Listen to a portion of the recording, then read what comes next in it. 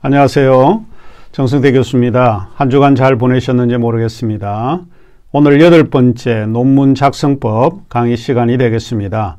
오늘 저희들이 다루고자 하는 내용은 우리 교재 논문 작성법 2장이 되겠는데요. 우리 페이지로서는 21쪽에서 32쪽에 나와 있는 내용입니다.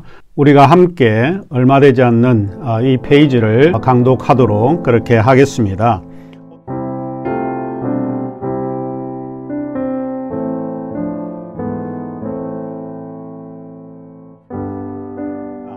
오늘 우리가 다루고자 하는 것은 크게 3가지 정도가 되는데, 첫 번째로 학위 논문의 구상, 논문을 어떻게 구상할 건가 라고 하는 그런 내용을 가지고 간단하게 살펴보고자 합니다. 특별히 여기에서 우리가 2가지 것을 염두에 두셔야 하는데, 하나는 논문 진행 과정 계획입니다. 이를테면 타임 테이블 같은 거를 여러분이 생각을 하시고 구상을 하셔서 거기에 따라서 맞추어서 여러분이 진행하시면 될 것 같고요. 그 다음에 주제 선정인데, 주제를 어떻게 선정할 건가, 이 부분을 우리가 다루고자 합니다. 그 다음에 2번째 우리가 다루고자 하는 것은 자료 수집입니다. 이 자료 수집이 상당히 폭넓고 광범위하기 때문에 어떻게 하면 효과적으로 자료를 수집할 수 있는가 라고 하는 문제를 살펴보겠습니다. 여기에서도 한 2가지 정도를 생각을 해볼 수 있는데, 첫째는 자료의 종류, 두 번째는 자료의 평가 기준, 이 부분들을 어떻게 할 것인가. 그 다음에 이제 3번째로 연구계획서 작성입니다. 이 논문을 쓰다 보면 이제 골격이죠. 일종의 골격, 어떤 내용을 가지고 써야 될 것인가, 또 학위 논문은 무엇을 요구하고 있는가, 이 부분을 살펴보도록 하겠습니다. 이제 크게 5가지 정도를 학위 논문에서는 요구를 하고 있는데, 제일 중요한 게 연구 목적입니다. 왜 이 논문을 쓰려고 하는가라고 하는 연구 목적이 반드시 들어가야 하고요. 그 다음에 이론적 배경, 이론적 배경이라고 하는 것은 다름이 아니라 왜 내가 이 논문 주제를 가지고 고민을 하고 또 관심을 가졌는지 그 배경 설명을 하는 내용입니다. 그 다음에 이제 3번째로 연구 방법인데, 연구 방법에서 종종 학우들이 오해를 하고 혼동을 하는 경우가 있는데, 연구 방법은 내가 연구를 어떤 방식으로 할 건가, 문헌적인 내용을 가지고 분석할 것인가, 아니면 통계를 사용을 해서 논문을 작성할 것인가, 경험적인 내용을 가지고 설명을 할 것인가, 이런 것을 가지고 여러분이 이 내용을 설명을 하시면 될 것 같고요. 그 다음에 잠정적 목차, 일종의 논문의 중요한 그 토대라고 볼 수 있는 골격과 같은 이런 내용을 적는 것을 말하고, 그 다음에 마지막으로 참고 도서 목록을 적으셔야 합니다. 내가 어떤 책들을 읽었고 그 책들을 통해서 이 연구를 했는지, 그게 폭넓은 연구 자료들을 기록을 하셔야 합니다. 자, 그러면 우리 교재 21쪽에서 세부적으로 우리 이 3가지 것을 살펴보도록 하겠습니다. 자, 첫 번째로 학위 논문에 대한 구상을 생각하셔야 합니다. 어떻게 하면 이 학위 논문을 내가 쓸 것인가, 일종의 블루프린트와 같은 그런 생각을 가지고 시작을 하시면 될 것 같은데요. 이 논문의 준비 과정에서 제일 먼저 해야 할 것이 바로 자기가 쓸 논문에 대해서 개괄적으로 구성해 보는 것입니다. 이 구상 단계에서 주로 논문을 시작해서 마칠 때까지 진행 과정을 계획하고 다루고자 하는 주제를 선정하는 것이 가장 바람직하다라고 볼 수 있겠습니다. 자, 여기에서는 이제 2가지를 말씀을 드려야 할 것 같은데, 첫째로 논문 진행 과정 계획이 굉장히 중요합니다. 그 다음에 이제 주제 선정이 중요한데, 첫 번째 논문 진행 과정 계획이 상당히 중요합니다. 집을 짓는 사람이 먼저 시공에서 완공까지 걸리는 시간을 계산을 하셔야 합니다. 그 기간에 단계별로 공정 과정을 구체적으로 계획을 해야 할 필요가 있습니다. 마찬가지로 학위 논문을 쓰는 연구자도 자기에게 허용하는 연구기간을 염두에 두고 논문을 진행하는 것이 필요할 것으로 보입니다. 구체적으로 내가 어떤 시간에 또 어떤 내용을 가지고 다룰 것인가 라고 하는 이 계획을 세우시는 것이 제일 중요합니다. 일종의 타임테이블이라고 볼 수 있는데 이 타임테이블에 맞추어서 여러분이 학위 논문 진행 과정을 잘 계획하시고 또 수립하시는 것이 좋을 것이라고 봅니다. 좀 더 세부적인 진행 과정의 계획은 본인들의 처지와 또 역량에 따라서 주관적으로 수립하시면 될 것 같습니다. 자, 두 번째는 학위 논문 계획을 구상하는 데 있어서 주제를 선정하시는데 주제 선정하는 것이 뭐 쉬우면 쉽고 어려우면 어렵다라고 볼 수 있습니다. 학위 논문의 구상 단계에서 연구 주제인데 무엇을 쓸 것인가, 무엇에 관해 쓸 건가 라고 하는 것을 결정하는 것이 1차적으로 중요하다라고 볼 수 있습니다. 학위 논문의 주제를 정하는 데 일정한 원칙이 있는 것은 아니지만은 다음 몇 가지 이 교재에서 말씀드리고 있는 지침들이 있습니다. 이 지침들을 좀 살펴보면 도움이 되지 않을까 싶습니다. 첫 번째로 연구자가 평소에 관심을 갖고 있던 주제를 선택하는 것이 가장 바람직하다라고 볼 수 있습니다. 학위 논문을 쓴다는 것은 긴 시간 힘들게 공을 들여야 하는 일이라고 볼 수 있는데 만일 연구자의 관심과 흥미를 충족시킬 수 있는 주제가 아니면 중도에 포기하는 경우가 굉장히 많습니다. 그러니까 1차적으로 내가 무엇에 대해서 관심이 있는가, 내가 뭐를 제일 좋아하는가 라고 하는 것을 가지고 주제를 선정하는 것이 필요합니다. 두 번째로 주제를 선정한 후에 학문적으로 가치가 있는 이게 주제인가 라고 하는 것을 생각하셔야 되겠죠. 논문이라고 하는 것 자체가 학문활동이기 때문에 학문적으로 가치가 없는 것은 받아들이기가 어려운 부분이기 때문에 내가 생각하고 관심을 갖는 그 주제가 학문적으로 도움이 되고 또 학문적으로 가치가 있는가라고 하는 것을 생각을 해야 합니다. 학문적 가치성을 고려하는 것은 아마도 객관적 측면에서 보면 굉장히 중요한 그런 요인이 되지 않을까 싶습니다. 세 번째로 연구자의 역량을 고려해서 주제를 선정해야 합니다. 자기가 관심을 가지고 있다라고 해서 모든 것을 다 쓸 수 있는 것은 아니고 그 주제가 내가 쓸 수 있는 역량이 있는가를 먼저 검토해 보셔야 합니다. 말하자면 내가 이 논문에 대한 전문적인 그런 연구를 할 수 있는가라고 하는 이런 것을 먼저 생각을 하셔야 하는 거죠. 연구자의 외국어 해독 능력 또 연구에 투자할 수 있는 시간, 주제와 관련된 연구자의 기초 지식 등을 고려하는 것이 좋습니다. 이를테면 라틴어를 모르는 사람이 라틴어 원전을 가지고 논문을 쓰겠다라고 하는 것은 맞지 않는 이야기입니다. 그러니까 이를테면 내가 외국어 해독 능력이라든지 이런 거를 살펴보는 것이 필요한데 이것은 결국 자기가 논문을 해독하거나 할 수 있는 그런 역량을 살펴보는 것이 필요합니다. 네 번째로 총론보다는 강론에 해당되는 주제를 선정하셔야 합니다.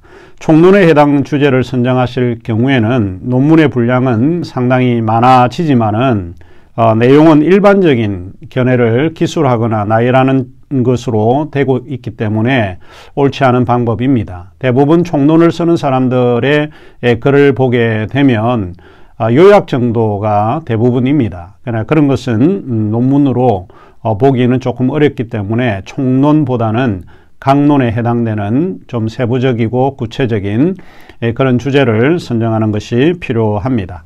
다섯 번째로 위에 네 가지 조건을 충족시키는 방향에서 연구 주제를 선정한 후에 지도 교수를 찾아가 그 주제를 설명하고 논문 제목을 결정하는 것이 바람직합니다. 내가 아주 관심이 있는 연구 주제라고 할지라도 선생님에게 도움을 받으면 보다 효과적으로 그 내용에 대한 지도를 받을 수 있기 때문에 반드시 지도 선생님과 상의한 후에 논문 주제를 결정하는 것이 제일 바람직하고 필요하다고 보입니다. 자, 그 다음에 이제 두 번째 우리가 다루고자 하는 것은 자료 수집입니다. 아무리 훌륭한 주제를 가지고 있다라고 할지라도 자료가 없으면 논문 쓰기가 상당히 어렵고 힘드는 과정이 될 수 있을 것입니다. 그래서 자료 수집이라고 하는 이것은 논문에 있어서 굉장히 중요한 요인이 될 수 있습니다. 주제를 선정했으면 이제 그 다음에 이제 우리가 행하는 것이 바로 자료를 수집하는 과정입니다. 이 과정을 반드시 거쳐야 훌륭한 논문을 쓸 수 있습니다. 논문의 질은 자료의 질에 의해서 결정적으로 영향을 받는다라고 해도 틀린 이야기가 아닙니다. 따라서 자료 수집은 논문 준비에 대단히 중요한 한 과정이라고 할 수 있습니다.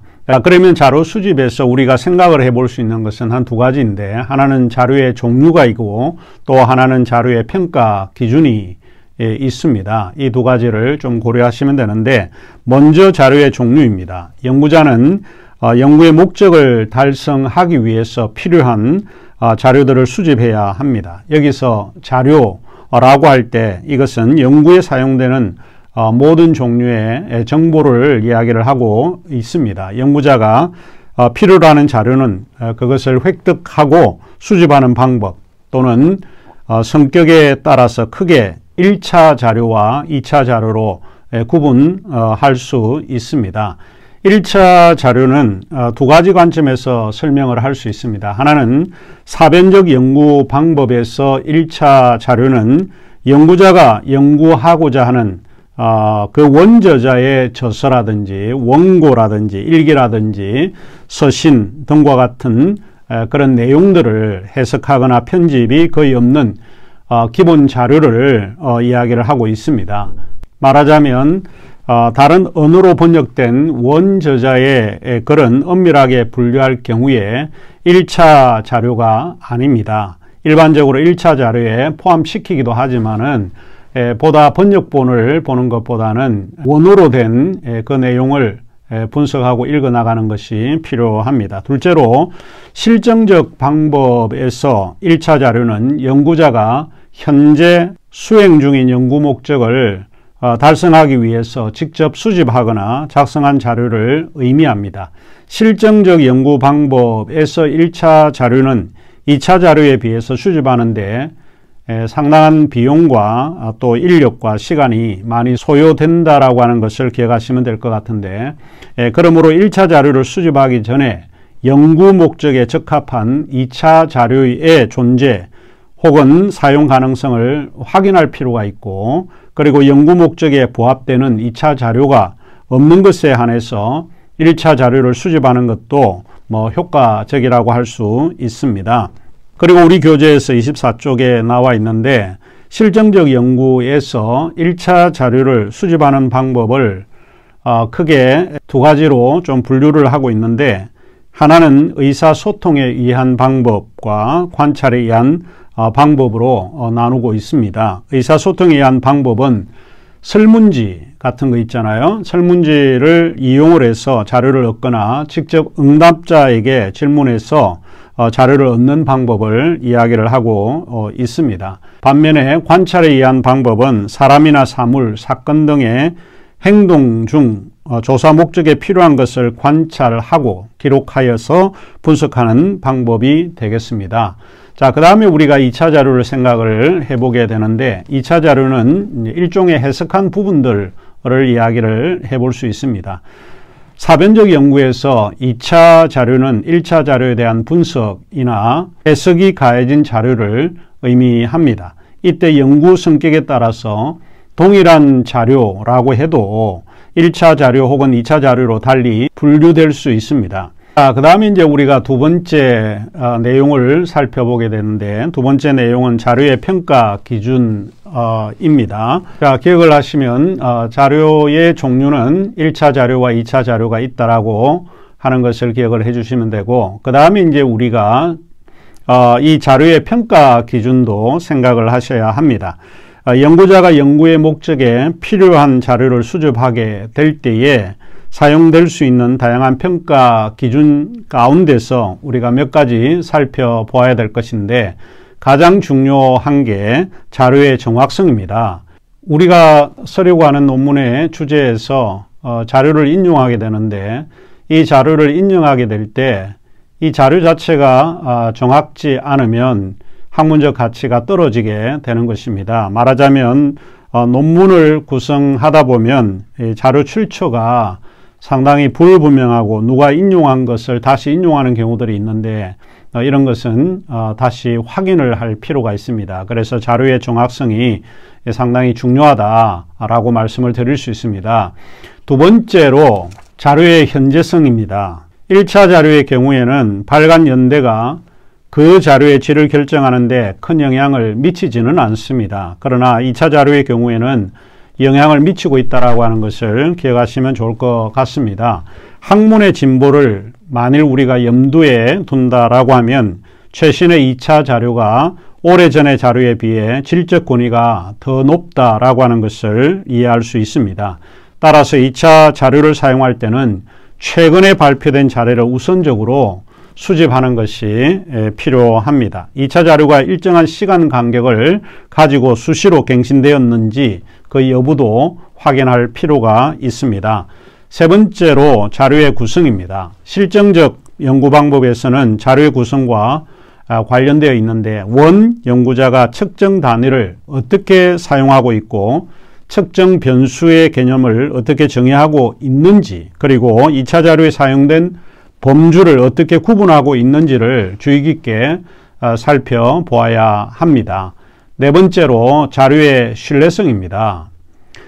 자료의 신뢰성은 자료의 출처에서 직접적이고 간접적으로 확인될 수 있는 전문성, 신용성, 또 명성을 참고하여 판단할 수 있습니다. 우리 교재에 나와 있는 대로 27쪽인데요. 예컨대 어떤 내용을 선전하기 위해 발표한 자료나 어떤 표준 추출 방법에 의해 자료 수집이 되었는지가 정확지 않은 2차 자료는 자료의 신뢰성에 있어서 떨어진다라고 하는 것을 생각하셔야 합니다. 그리고 2차 자료를 수집하는 경우에 원 출처, 오리지널 소스이죠. 원 출처로부터 자료를 수집하는 것이 제일 중요합니다. 그 이유는 원 출처로부터 얻은 자료는 자료 수집 방법이나 측정 변수의 개념 정의가 자세히 설명되어 있기 때문에 그렇습니다. 다른 출처로부터 어떤 자료와 비교하여 좀 더 완벽하고 정확한 자료를 얻을 수 있지 않을까 싶기 때문입니다. 자, 그 다음에 이제 자료를 정리를 해야 되는데 어떻게 자료를 정리할 것인가 하는 것입니다. 참고 자료를 조사할 때 논문 작성과 관계 있다고 생각되는 자료는 가능한 모두 정리해 두는 것이 좋습니다. 여기에서는 단행본의 경우는 단행본대로 자료를 모으시고 학술대 발표 논문은 학술대 발표 논문대로 모으고 또 학위 논문은 학위 논문대로 모으고 보고서 같은 거는 보고서로 또 따로 모으셔야 합니다. 전자문헌 경우도 또 생각해 볼 수 있고 CD-ROM이라든지 또 TV 라디오 프로그램 녹음 테이프나 또 신문 잡지 기고한 글들 이런 거를 종류대로 잘 수집을 하셔야 합니다. 이것을 잘 하시면은 마치 서랍 속에 체계적으로 자료를 모아둔 것과 같은 그런 느낌을 받을 수 있는데 필요한 부분을 서랍을 열어서 여러분이 글을 쓰는데 옮겨 놓으면 되지 않을까 싶습니다. 자, 그 다음에 이제 우리가 마지막으로 연구계획서 작성입니다. 앞서 말씀을 드렸듯이 연구계획서는 5가지가 중요합니다. 그 연구계획서 안에는 일종의 토대인데 어떤 내용을 가지고 글을 쓸 것인가, 그 단락들은 무엇인가 라고 하는 내용인데 5가지입니다. 연구 목적, 이론적 배경, 연구 방법, 또 잠정적 목차, 마지막으로 참고 자료 목록입니다. 학위 논문에서 요구하고 있는 이 5가지 분류를 반드시 기억하는 것이 필요합니다. 첫 번째로 이제 연구 목적인데 연구 목적은 연구 계획서에 대부분 서론에 해당이 되고 있습니다. 연구 목적에는 연구 주제의 내용과 연구자가 그 주제를 택하게 된 동기, 그 다음에 취지, 상황 이런 내용들이 담겨져 있어야 합니다. 이런 설명을 하면서 연구자가 왜 내가 이런 논문 주제를 선택하게 되었는지 그 연구 주제의 중요성을 부각시키는 것이 필요합니다. 두 번째로 이론적 배경입니다. 이론적 배경에는 연구자의 연구 주제와 관련된 이전의 연구들, 그러니까 선행 연구들을 살펴보고 왜 내가 이 선행적 연구와 지금 현재 내가 연구하고자 하는 것은 동일한 주제임에도 불구하고 그 차이가 무엇인지를 밝히는 내용입니다. 그리고 여기에서도 동일하게 내가 이 연구를 하게 된 좀 구체적인 그런 배경을 설명할 필요가 있습니다.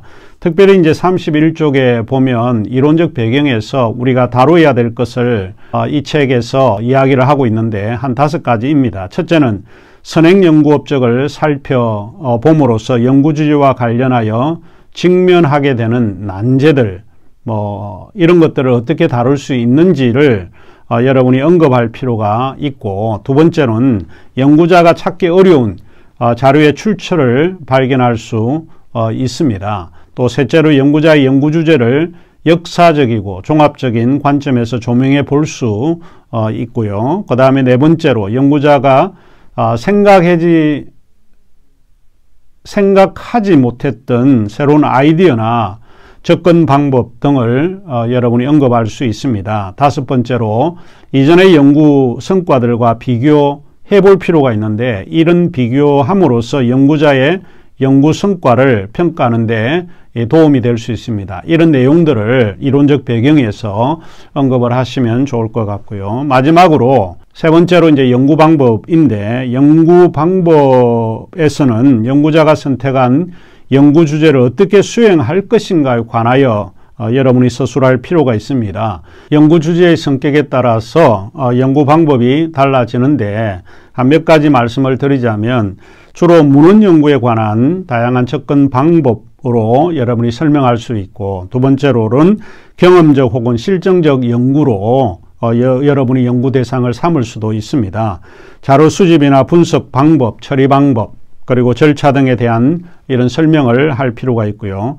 그 다음에 연구 방법을 서술할 때 연구자가 자신의 연구를 통해서 기대하는 연구 결과에 대해서도 조금 언급해 주는 것이 필요합니다. 이 연구 방법 섹션에서 보통 연구자가 하는 것은 1장은 뭐를 다루고 2장은 무엇을 다루고 3장은 무엇을 다룰 것인가 라고 하는 이 잠정적인 내용을 또 설명해 주는 것이 필요합니다. 네 번째로 이제 잠정적 목차인데, 연구계획서에서 논문이 어떻게 구성되는지를 보여주는 결정적인 목록입니다. 이것은 더 이상 설명을 안 해도 다 이해가 되는 부분입니다. 마지막으로 참고자료 목록인데, 연구서에는 참고자료 목록을 포함시켜야 합니다. 참고자료 목록은 논문을 작성할 때 사용된 목록들을 혹은 자료들을 열거하는 것입니다.